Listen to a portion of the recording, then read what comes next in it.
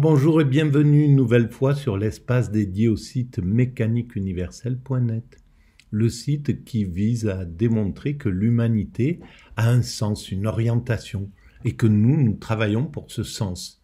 Donc nos vies ont un sens. Chaque vie humaine travaille à conduire l'humanité vers sa perfection, vers son ultime perfection. Et donc, cette perfection concerne les siècles prochains. Il faudra encore quelques siècles d'évolution. Mais la plus grande partie du chemin a été réalisée entre le moment où nous nous sommes séparés, distingués des autres primates, et aujourd'hui, nous avons fait la plus grande partie du chemin vers cet état. Après, je ne sais pas ce qui se passe derrière, mais en tout cas, ce que mon analyse essaye d'éclairer, c'est qu'il y a une trame, un chemin qui a conduit l'humanité à se séparer, à se distinguer des autres primates, et donc avec une évolution particulière, le cerveau qui s'est développé d'une autre manière, la conscience qui est apparue, une conscience beaucoup plus développée, le pouce préhensile, la dextérité, la capacité de produire des objets, des choses, etc., de produire des idées, des concepts, de s'interroger sur la création et donc de pouvoir rendre compte de cette création, pourquoi il y a quelque chose plutôt que rien, la science, etc. Et donc on a un sens particulier dans la création. Ça ne fait pas, ça fait pas de nous une espèce supérieure, on n'est pas supérieur, on a un rôle particulier, précis, qu'il faut respecter également, qu'il faut aussi voir avec amour, parce que c'est pas simple, le travail des humains et de chaque être humain, je le répète, tout être humain travaille de la même manière, on est égaux pour la création de cet état de perfection. Du plus humble au plus narcissique. On travaille tous pour cette œuvre, et à part égale, puisqu'on y laisse tous entièrement notre existence. Tout ce que nous faisons, tout acte que nous réalisons dans l'existence, entre le moment de notre vie et le moment de notre naissance et de notre mort, tous ces actes servent d'une manière ou d'une autre à conduire l'humanité vers sa perfection. Voilà. Alors ça, c'est l'introduction. Et cet état de perfection, c'est l'accession à la sagesse, à l'éveil, à l'extase. Voilà. Évidemment, il y a des choses techniques, c'est-à-dire l'accession au 100% écologique, l'accession à la paix universelle, à la fraternité absolue, à la fin des frontières, à la fin du travail tel qu'on le conçoit aujourd'hui, qui est pour une grande partie de l'humanité un bouffe-temps.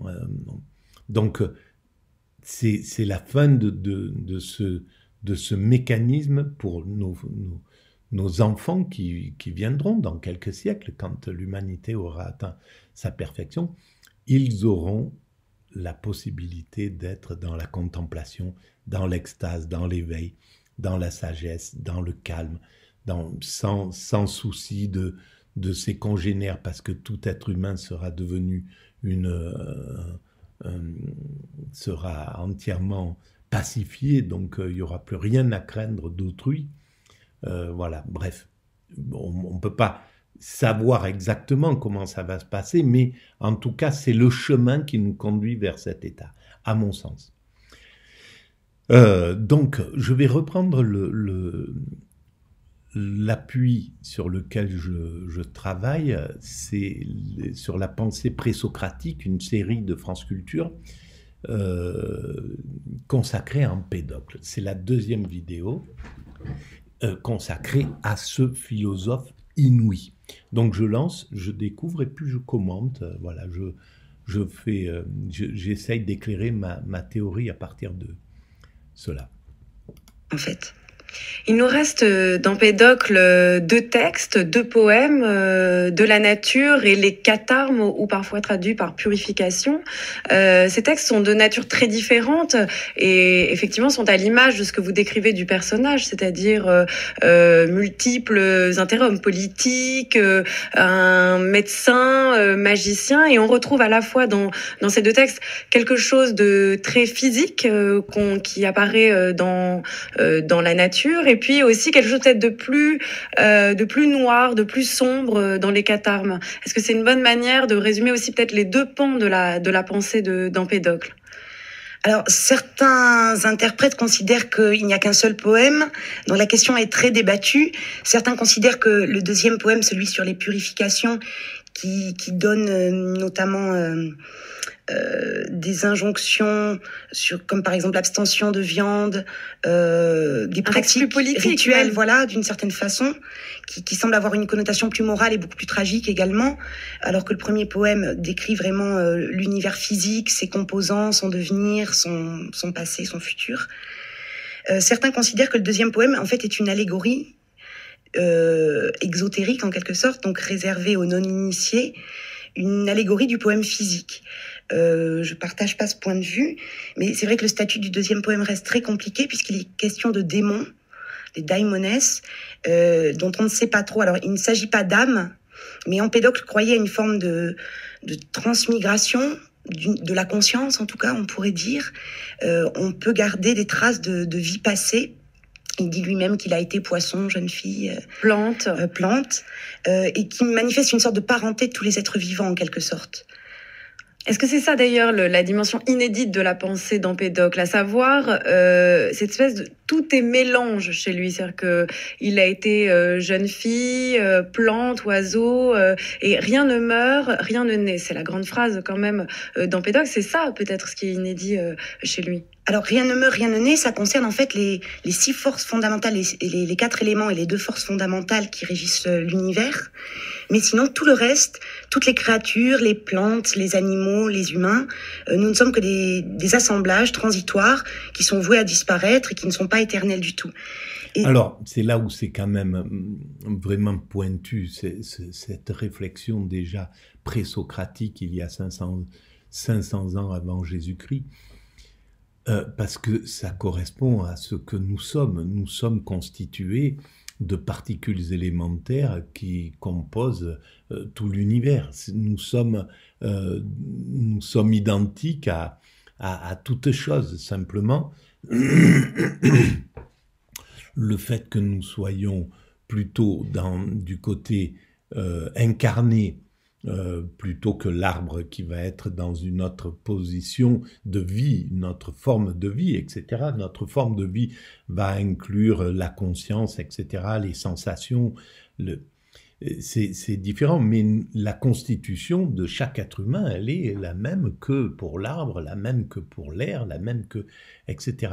Nos particules, le fondement de nos particules élémentaires, des particules élémentaires qui composent tous les corps sont comme ça. Et donc, c'est un assemblage. Et donc, c'est très... On ne peut pas se moquer de cette façon de penser qu'il a déjà eu des incarnations, qu'il a été poisson, qu'il a été jeune fille, qu'il a été arbre, etc., etc.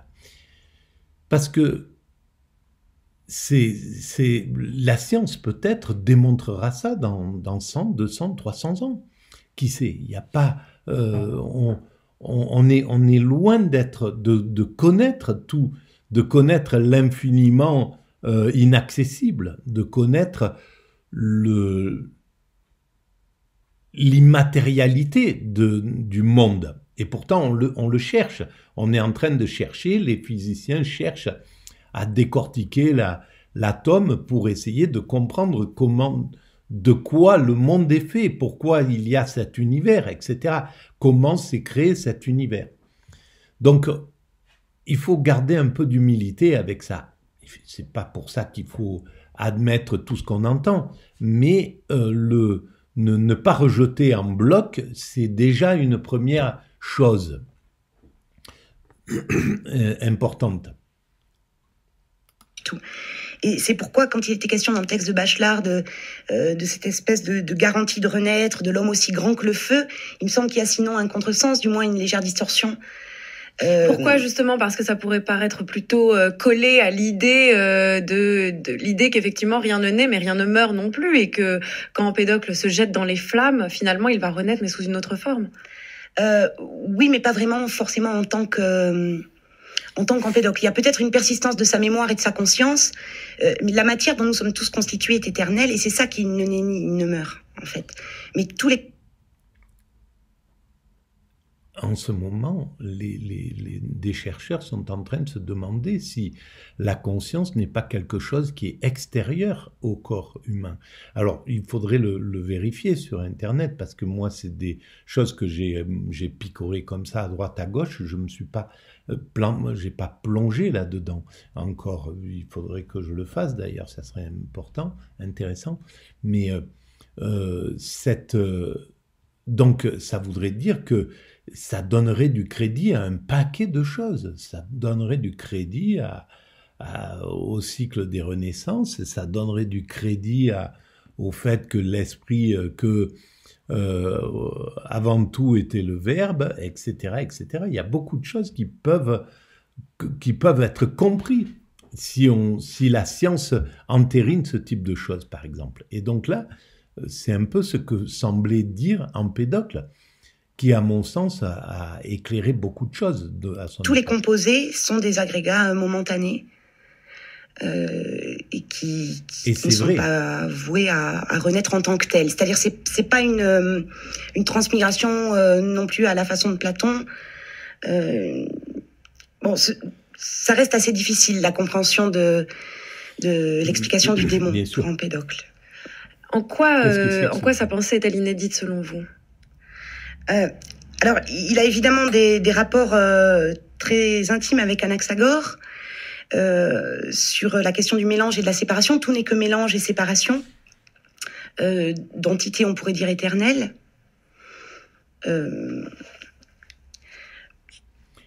Et alors, cette forme éternelle, si nos particules élémentaires transcendent le temps, c'est ça l'éternité.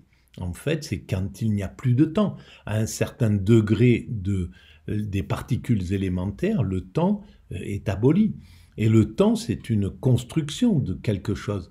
Et quand on fait l'expérience de l'extase, et c'est pas pour rien que quand je dis l'humanité va vers sa perfection, l'extase, l'éveil, le nirvana, peu importe comment on appelle cet état, dans cet état, qui est un état radicalement différent de l'état ordinaire de conscience, c'est-à-dire il n'y a plus l'ego dans l'état de conscience, là c'est mon ego qui parle, c'est le personnage que je suis, qui a été élaboré dès la naissance. Quand on m'a dit, on a commencé à me parler en me disant mon prénom, puis quand je suis devenu un bébé, on m'a expliqué ça. L'enfant, on lui explique tout ça. Et tout ça, c'est la construction de cette chose-là. Ça, c'est l'ego, c'est le moi. Et dans l'état d'extase, ce moi disparaît, il s'éteint. Ce moi, c'est pas moi en réalité. C'est moi, mais c'est le moi qui est ouvrier qui construit, qui passe sa vie à construire des choses pour nos futurs descendants, qui construit cet état de perfection pour le futur, sans le savoir, en croyant que je construis pour moi, pour mes enfants, pour mon village, pour ma communauté, pour ci, pour ça. Voilà, en pensant que je construis pour des petites appartenances comme ça, en réalité, tout revient à l'évolution de l'humanité. C'est ça le fond de toutes mes actions. Et ces actions, elles sont là parce que je suis quelqu'un d'autre que ce que je suis profondément. Ce que je suis profondément, c'est que dans l'état d'extase que je le touche. Je touche cet être profond qui est divin, qui est la constitution, qui est ce qui a mis en œuvre l'univers. Je suis constitué de ça, tout le monde est constitué de ça, nous sommes tous constitués de ce divin en somme. Et dans l'état d'extase, quand l'ego, quand le moi disparaît, quand il s'éteint, eh bien c'est ça qui vit. Et on est dans le présent absolu, on peut plus se projeter ni dans le futur, ni avoir des références avec le passé. On est dans la contemplation totale, on est dans l'accueil de tout ce qui vient. On se projette plus, on n'est plus dans l'intention de faire ça, ça, ça, ça et ça. On reçoit et on jubile, on jouit de cette réception des choses. On est dans un état de contemplation pure, voilà, de fusion avec les autres particules élémentaires, avec les autres divins, la forme divine des choses.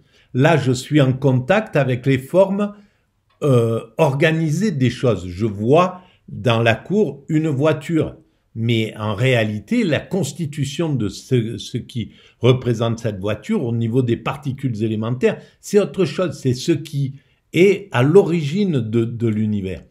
Et dans l'état d'extase, on n'est plus en relation avec, c'est plus l'ego qui est en relation avec l'objet, c'est les particules élémentaires, c'est le divin qui est en relation avec tout ce qui est divin à l'extérieur.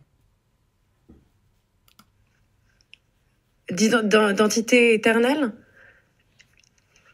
qu'est-ce que vous voulez dire? En quoi c'est inédit cette pensée? C'est-à-dire que la matière se mélange, se sépare, et qu'est-ce qui en sort qu'est-ce qui fait que c'est inédit?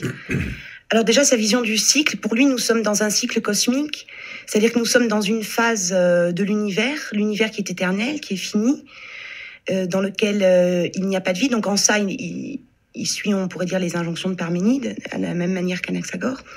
Mais ce qui est inédit, c'est qu'il va expliquer la totalité de l'univers avec un système, on pourrait dire, réductionniste, avec très peu d'éléments fondamentaux, et à partir de quoi il va expliquer l'apparente infinie diversité de la réalité, toutes ces métamorphoses, qui ne sont que des métamorphoses apparentes, dans un système qui est absolument cohérent,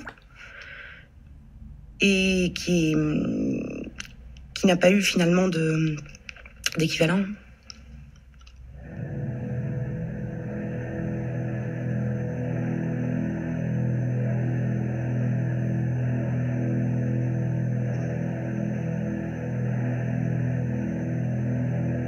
Personne ne sait quelle fut sa naissance, comment il vint sur Terre. Il apparut près des rives dorées du fleuve Akragas, dans la belle cité d'Agrigente, un peu après le temps où Xerxès fit frapper la mer de Chêne. La tradition rapporte seulement que son aïeul se nommait Empédocle. Aucun ne le connut. Sans doute il faut entendre par là qu'il était fils de lui-même, ainsi qu'il convient à un dieu. Mais ses disciples assurent qu'avant de parcourir dans sa gloire les campagnes de Sicile... Mais en réalité, nous sommes tous Dieu. C'est ça qui est vraiment incroyable. C'est que nous sommes tous constitués du divin. La seule chose, c'est que nous ne le touchons pas. Nous ne touchons pas notre divin, notre divinité. Nous ne la touchons que dans l'extase. Quand on fait l'expérience de l'extase, on comprend. On ne le touche pas au niveau intellectuel, on le touche au niveau incarnation. On est incarné du divin. Et donc on est son incarnation, mais c'est au niveau de la sensation que ça se passe. C'est pas au niveau, on se sent pas Dieu, on se dit pas je suis Dieu, bien que cette tendance pourrait se dire. Et je pense que on va le retrouver dans la... Il avait déjà passé 4 existences dans notre monde, et qu'il avait été plante, poisson, oiseau et jeune fille. Il portait un manteau de pourpre sur lequel retombaient ses longs cheveux. Il avait autour de la tête une bande d'or, aux pieds des sandales d'airain, et il tenait des guirlandes tressées de laine et de laurier. Par l'imposition de ses mains, il guérissait les malades et récitait des vers à la façon homérique avec des accents pompeux, monté sur un char et la tête levée vers le ciel. Une grande troupe de peuple le suivait et se prosternait devant lui pour écouter ses poèmes. Sous le ciel pur qui éclaire les blés, les hommes venaient de toutes parts vers Empédocle, leurs bras chargés d'offrandes.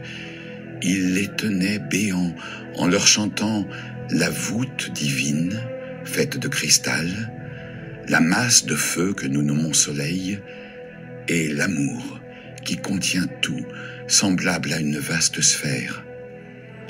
Tous les êtres, disait-il, l'amour qui contient. Êtres, disait-il, ne sont que des morceaux disjoints de cette sphère d'amour où s'insinua la haine. Alors ça, c'est très très intéressant parce que en fait, l'amour, c'est la base de la création. C'est ce qui a mis en œuvre l'essence de l'amour. C'est un terme, c'est pas, ça rend pas compte de la réalité. On dit l'amour et c'est clair que ça fait bizarre, ça fait un peu perché. On pourrait croire que voilà que c'est quand on parle de l'amour, ça fait un peu perché. Mais c'est l'essence, cette chose qu'on dit amour, qu'on appelle amour, on pourrait l'appeler X, Bloom, Glib, Blap, peu importe.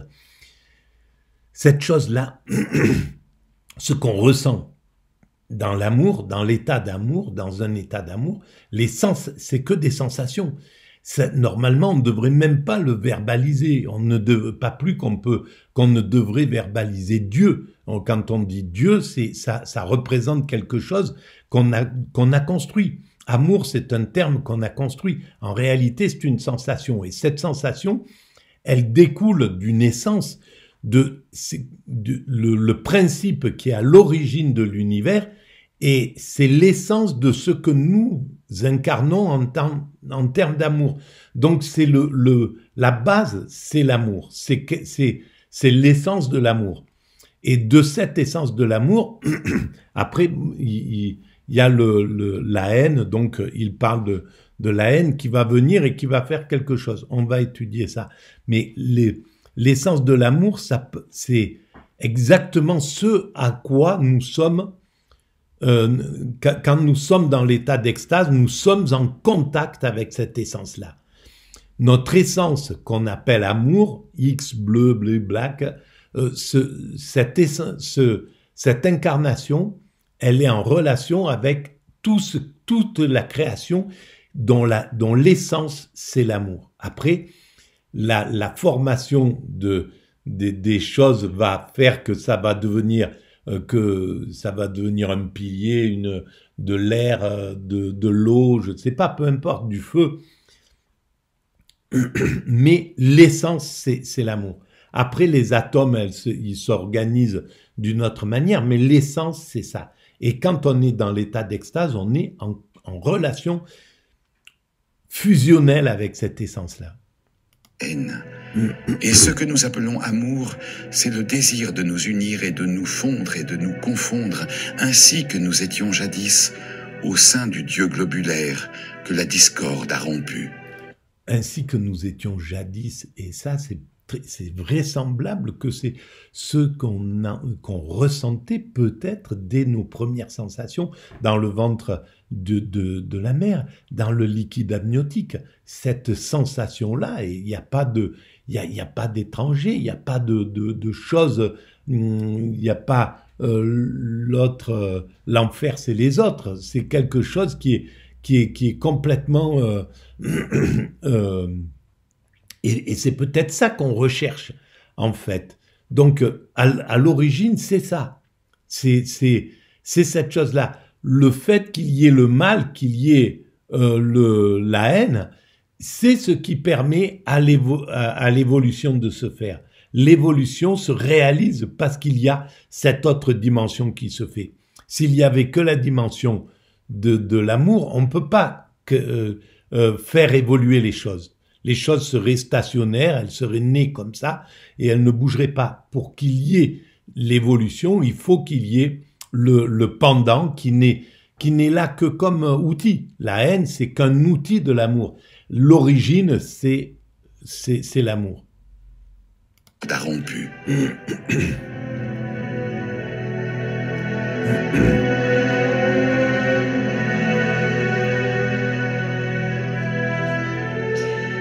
Anne-Laure Termes, c'est l'écrivain Marcel Schwab qui écrit dans ses Vies imaginaires, qui date de 1896 et interprétée ici par Vincent Schmitt, la vie d'Empédocle, mais aussi donne quelques clés de sa doctrine. C'est à la fin du texte.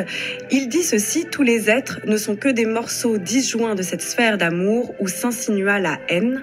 On a déjà deux éléments assez importants et qui font le lien avec ce que vous avez évoqué auparavant, Anne-Laure Termes, de ces... S'insinua, donc c'est bien quelque chose qui vient après. À l'origine, c'est l'amour. Ce qui va s'insinuer, c'est le temps. Voilà, le temps s'insinue dans l'univers. L'univers, d'abord, est projeté, puis le temps apparaît à un certain moment. Le temps qui fait qu'il y a évolution. Sans doute, le plus, le moins va venir là. Donc, l'idée du mal va apparaître à un moment de l'évolution de l'univers. Mais à l'origine, c'est l'amour. De séparation et de fusion que l'on trouve précisément dans l'idée d'amour et de haine. Alors qu'est-ce que c'est que ces deux grands principes pour Empédocle ? Alors pour Empédocle, comme on le disait tout à l'heure, il n'y a que 6 grands principes qui expliquent la totalité de ce qui se passe dans l'univers. On a 4 entités qu'on pourrait dire matérielles, avec des termes un peu anachroniques, qui sont les 4 éléments. Il faut savoir qu'Empédocle est le premier à avoir posé les 4 éléments comme étant primordiaux. Donc c'est l'air, la terre, l'eau, le feu. Absolument.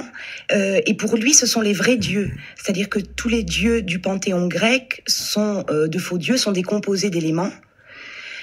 Donc on a ces 4 éléments qui sont matériels, qui ont chacun des propriétés. Si c'est les éléments, c'est les éléments atomiques qui font qu'il n'y a qu'un Dieu, parce que terre, air, feu et eau, atomiquement, à un certain degré des particules élémentaires, ils sont identiques, ça n'est plus qu'une chose.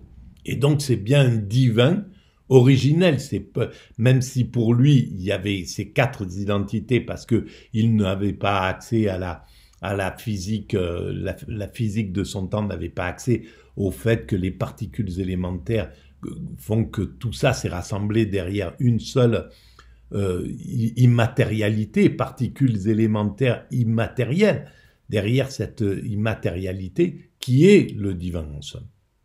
Absolu. Chacun des propriétés propres. Le feu, évidemment, est chaud et lumineux. Tout ce qui est chaud et lumineux est du feu, c'est-à-dire ça marche dans les deux sens. Ils sont les seuls. Chacun a un ensemble de propriétés qui n'appartient qu'à lui. Et l'amour et la haine, ce sont 2 forces cosmiques. Donc il faut imaginer comme des forces au sens où on l'entend nous dans la physique actuellement. Des forces étendues dans l'espace et qui agissent sur la matière. Ce sont des forces d'attraction et de répulsion qui fonctionnent de manière différente puisque le principe de l'amour, c'est qu'elle attire les éléments dissemblables entre eux. Sous l'influence de l'amour, le feu, par exemple, va être attiré par l'eau, par l'air, par la terre. Sous l'influence de la haine, le feu va être attiré par le feu, l'eau par l'eau, l'air par l'air. Donc en fait, chacun est une force d'attraction et une force de répulsion. L'amour attire les éléments dissemblables hétérogènes et les accole ensemble. Elle fonctionne un petit peu comme, je crois, comme une force d'attraction magnétique, comme un aimant extrêmement puissant, qui va les maintenir ensemble et qui va permettre le mélange, qui va permettre que des corps se forment.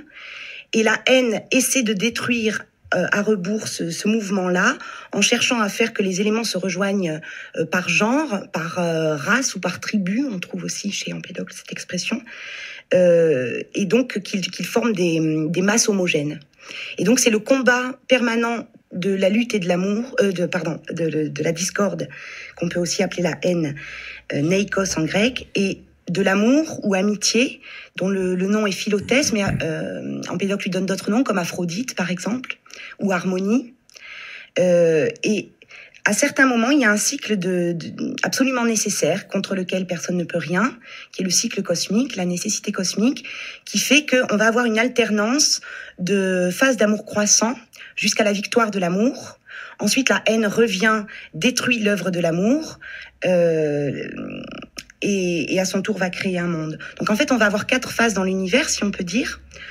Alors, on peut partir arbitrairement de n'importe laquelle, puisque c'est un cycle... À la fin du texte de Schwab, il dit effectivement, il parle de cette vaste sphère comme une vaste d'amour où s'insinua la haine. Ça veut dire qu'on avait comme peut-être au départ, alors je ne sais pas s'il y a vraiment de départ, justement, c'est une question peut-être à poser en pédocle, mais en tout cas, on peut partir du principe qu'il y a une sphère d'amour unie, une qui va être disjointe par l'action de la haine. Absolument, c'est ce que décrit le fragment 35, le moment où la haine, à nouveau, va entrer dans la sphère. Alors, Empédocle lui donne un nom inédit, puisque il l'appelle le Sphiros, ce qui est un néologisme.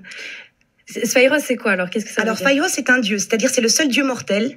On a les 4 dieux immortels que sont les éléments, ces 2 dieux immortels que sont l'amour et la haine, qui sont en interaction. Et on a un dieu mortel, éphémère, qui est le Sphiros, qui en fait correspond à la victoire de l'amour. Quand l'amour a réussi à mélanger toute la matière, à accoler tous les éléments ensemble, dans une espèce de ce qui pourrait ressembler à une fusion, mais qui en réalité n'en est pas une, puisque les éléments sont éternels, ils sont immortels, on ne peut pas porter atteinte à leur intégrité. En gros, ou bien ils s'accolent entre eux, avec leurs dissemblables, ou bien ils s'accolent uniquement avec leurs semblables. Donc, le Sphiros n'est pas premier, puisqu'on est dans un cycle éternel qui n'a ni commencement ni fin, qui ne s'arrêtera jamais. Par conséquent, on peut commencer à parler du cycle cosmique à partir de n'importe quelle étape. Prenons le Sphiros en premier.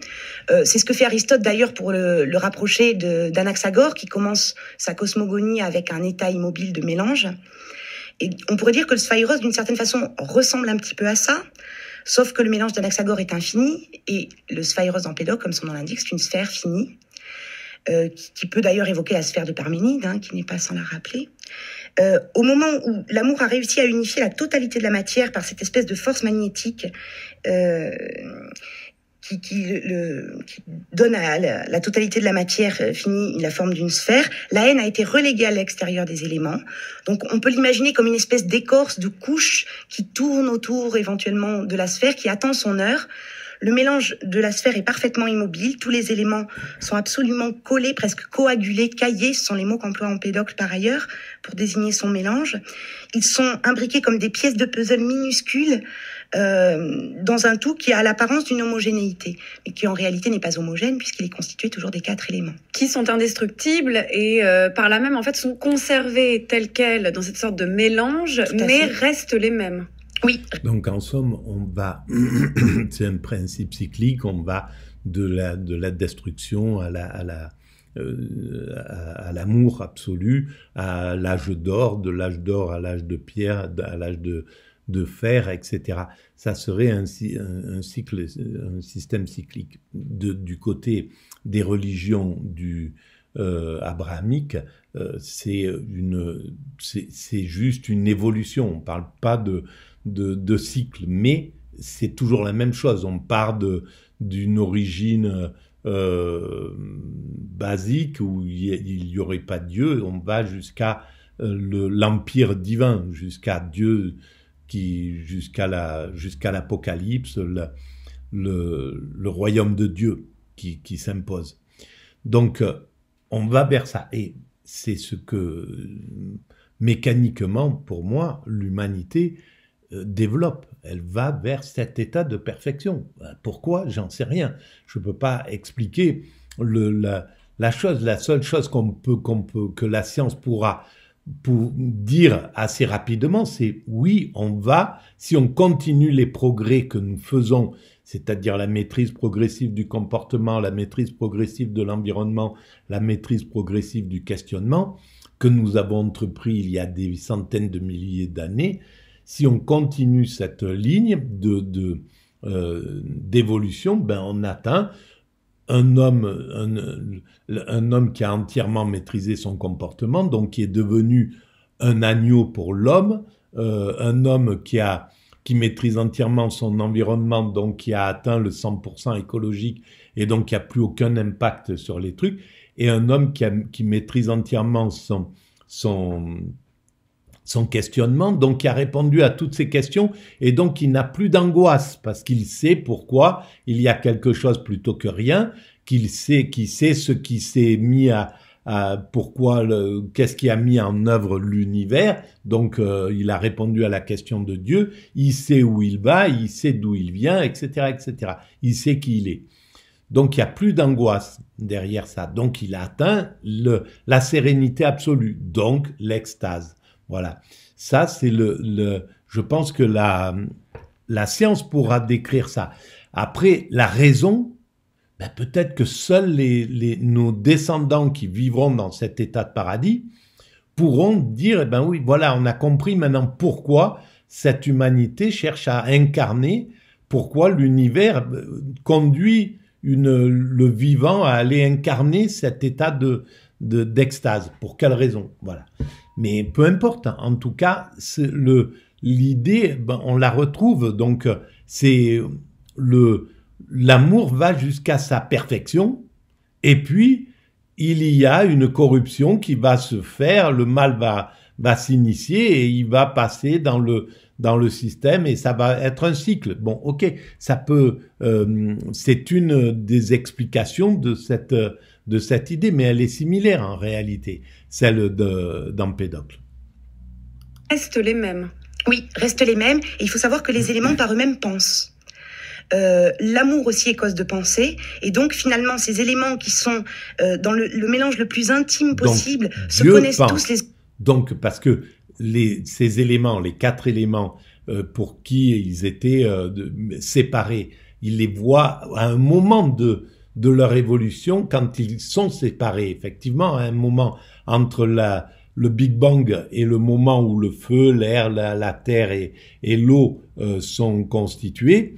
Ils vont être séparés, mais à l'origine, ils sont pas séparés. À l'origine, c'est des particules élémentaires virtuelles qui sont à l'origine de tout ça. Donc,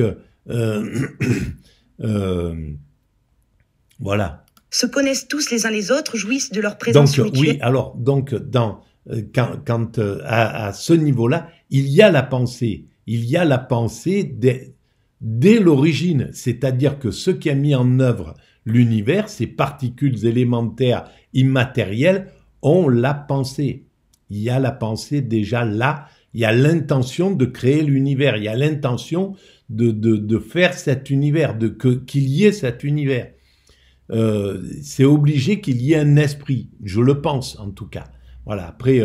là, on peut rien démontrer, évidemment. C'est une conviction, tout simplement, et c'est une conviction qui découle de la logique, selon moi, mais bon. Présence mutuelle, et c'est pourquoi le Sphairos est dit se réjouir de sa solitude. Solitude, pourquoi? Parce que la haine a été exclue, et il n'y a plus rien qui sépare les éléments. On est dans une sorte d'harmonie totale, universelle, sans plus aucune séparation, et d'une compréhension mutuelle du tout par lui-même. Mais alors, il faudrait distinguer plusieurs choses. C'est exactement l'état d'extase. L'état d'extase est dans cet état-là. Voilà, l'harmonie absolue, la compréhension de tout, etc., etc. Alors, pourquoi on va vers cette étape-là? Voilà. Mais alors, il faudrait distinguer plusieurs choses, Anne Lortem. C'est-à-dire que déjà, alors, le Sphairos... Je vais arrêter là pour cette vidéo parce qu'elle est un peu longue. Voilà, je vous remercie de cette écoute. Je pensais que c'était plus clair quand j'ai écouté ces bribes un peu. Je les ai juste entendues entre deux, dans un demi-sommeil. Mais c'était quand même... ce qui me venait à l'esprit, c'était plus clair. Je l'exprime mal, là, malheureusement. Mais bon, c'est comme ça. Allez, merci de votre écoute et à très bientôt.